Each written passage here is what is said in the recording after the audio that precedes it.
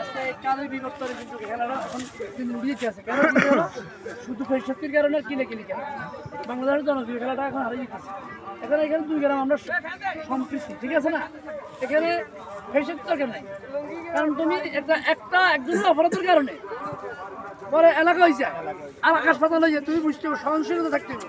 যদি কেউ কোনো ড্রেসিং কোনো লাগিয়ে যায় ইন কেস একটা হইলেও সিদ্ধান্ত সেখানে হবে। তোমরা কেউ কিছু করার দরকার নেই, ধাক্কাধাক্কি না করে সুন্দর প্রকৃতি যদি ভালো করে খেলা। আমরা এই মাঠটা সৃষ্টি হয়েছে, ধরো আমরা দুই গ্রামে আমরা কয়েকটা টুর্নামেন্ট দিতে যদি আমাদের সবাই তোমরা ঠিক থাকো, আমরা 60 ফুট একটা দিতে পারি, 5 ফুট দিতে পারি, এর আমরা পাওয়ার না। তাই আমাদেরকে পার্টিসিপেট করার জন্য সবাইকে পার্টিসিপেট করার জন্য কিন্তু রাজি আছে।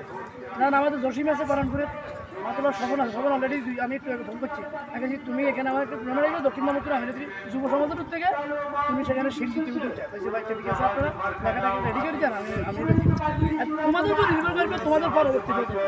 আজকে যুব সমাজ ধ্বংস হয়ে গেছে, নেশাগ্রস্ত হয়ে গেছে, খেলাধুলা এগুলো বন্ধ হয়ে যাওয়ার কারণে মোবাইল আসক্ত হয়ে গেছে।